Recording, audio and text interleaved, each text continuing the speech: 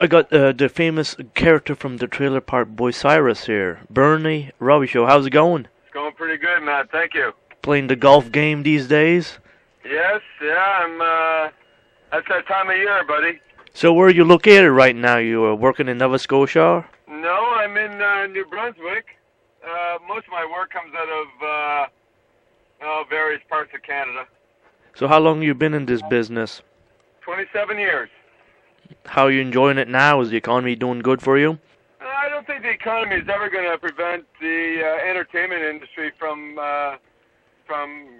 going sour. I think people are always looking for entertainment, and and therefore it's always going to be at the forefront of things that will always stay in pretty decent shape. Compared, to the United States, the Canadian scene for film is quite good and healthy. Yeah, I think so. Yeah, I think there's an awful lot of American companies and producers that are still coming up here to Canada to do their work. Regardless of the Canadian dollar being strong, it's still below what the American dollar tends to be worth. So, in my opinion, if you can save 5 cents or 10 cents on the dollar, it's still an advantage. So what are your current projects? Right now, I just finished my screenplay called Kitchen Sports. It's based on my play that I wrote in 1996 called Kitchen Sports, of the same name.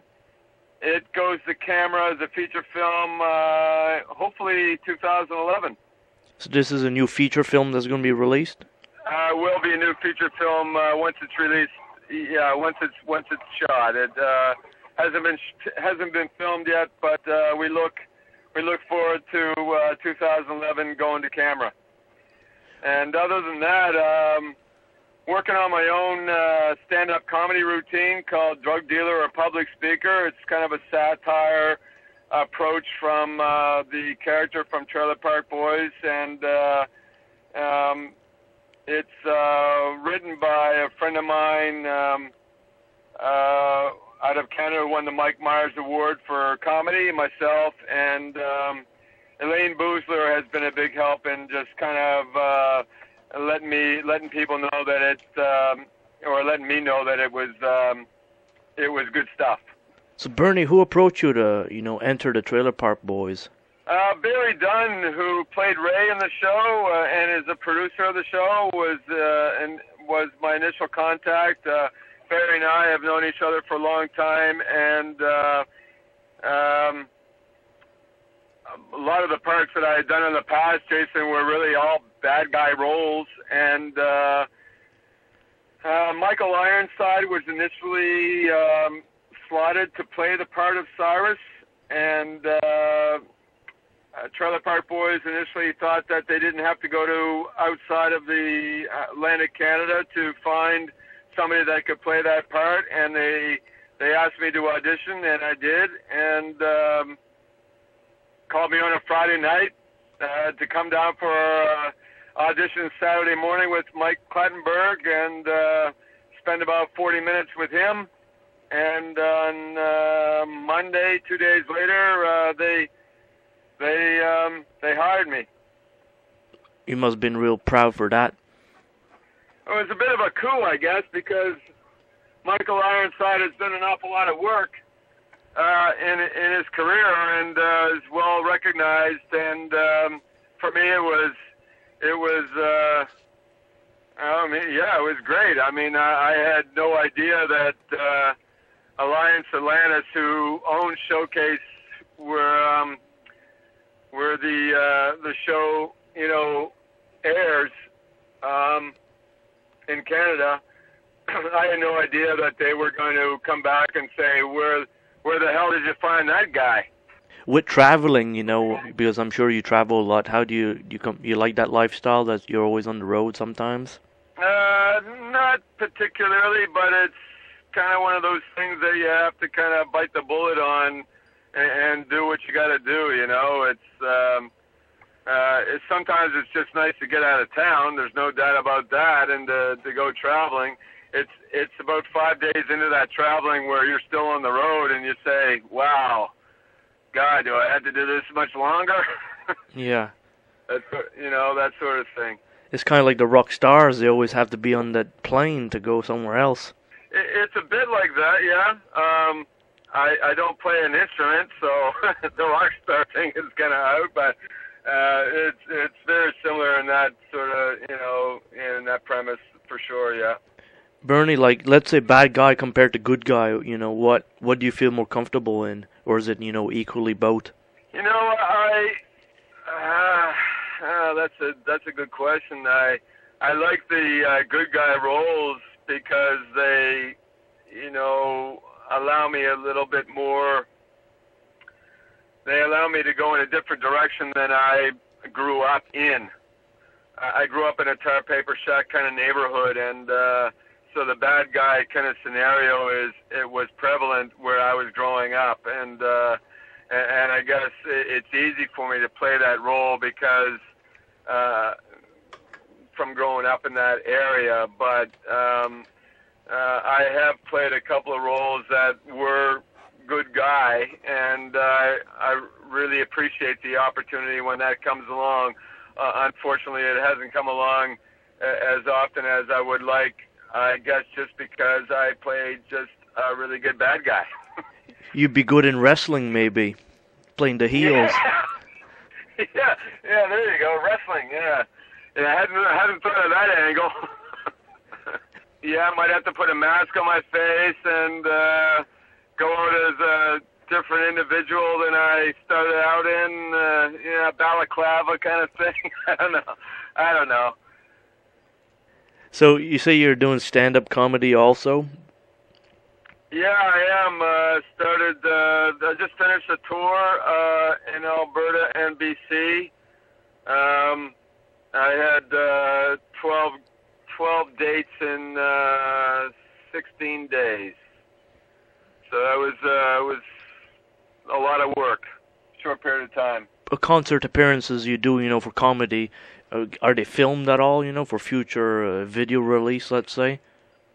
My manager plans on filming it in the near future, for not just for merchandise that can be sold after the show, but certainly it's something that's going to be looked at with my other agents to kind of promote and put out in the marketplace for sure. Yeah.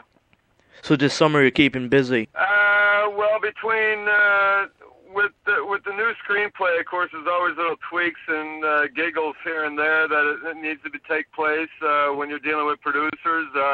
So I've got that going on, and I am in the process of writing a couple of other screenplays with a local writer here in New Brunswick, Canada, and another one with Frank Molina, who starred in the last movie with Corey Haim and I called American Sunset, which is at Cannes right now. So we're going to be hearing more of you in the near future, I'm sure. I like to hope that happens, Jason. One never knows in this industry. You kind of out of sight, out of mind is what's going on. So it's always great to have people like yourself that are interested in interviewing somebody like me and still keeping my name alive, and that I appreciate. We have to interview the people that are going to be the next, superstars in the future. Well, I'd like to. Well, if that's the case, buddy, I really appreciate the adage there. It's that's very nice of you to say. It's very kind. Well, you're welcome. You deserve it, and I'm sure with all the years you've been putting into it, the day will come eventually. I'd like to think that that's the case. You never really know. I think in this industry, it's you do the best work you can, and you hope that people like what you do, and the rest is up to the gods, I think, and the people that control the industry and the medium. For sure. Are you on the internet as well? I am on the internet. I have a few fan pages, a couple on Facebook. I've got my YouTube page going on, all the various MySpace, and trying to keep in contact with the people. And I really I like to be hands-on with those, so I answer all my own emails and things like that in order to keep in contact with the people on a a more personal level. I think to me that means a lot. If it doesn't mean a lot to anybody else, it certainly means a lot to me.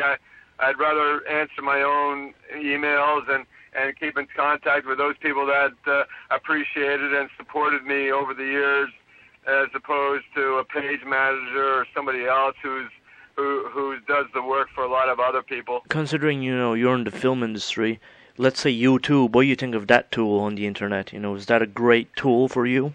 I'm not sure that it's a great tool for me. I mean, it's certainly not hurting me. It's interesting how many people have gone on there and just downloaded, various things that I've done, whether it's Trailer Park Boys or other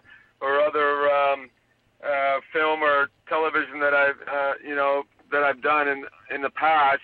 So in that respect, I don't think it hurts. I just don't spend enough time on there myself to know what kind of a tool it is, to be quite honest. When I look at the amount of hits that are on there, I'd have to say that, there are a lot of supporters and a lot of people that are into it. But I don't know what the numbers are, and I don't know how to rate that, to be honest with you. Anything that's going to promote or get my name out there or get the work that I've done out there, I think that's a good thing. Whether it's one or 200,001,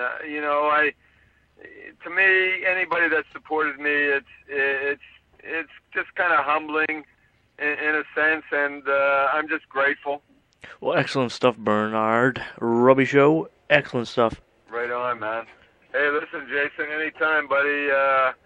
I appreciate your time, and any other time that you feel like you want to bring me back on, you just give me a holler, buddy.